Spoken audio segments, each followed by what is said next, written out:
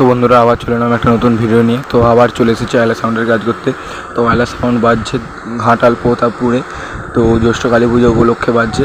আজকেও বাজবে না, আজকে মাল নিয়ে এসেছি। তো আজকে রাত্রে ফিটিং হবে, কালকে বাজবে। তো যারা দেখতে আসতে চাও তো আমাকে আমার সাথে কন্ট্যাক্ট করতে পারো বা আমাকে মেসেজ করতে পারো, আমি লাইভ লোকেশন পাঠিয়ে দেবো।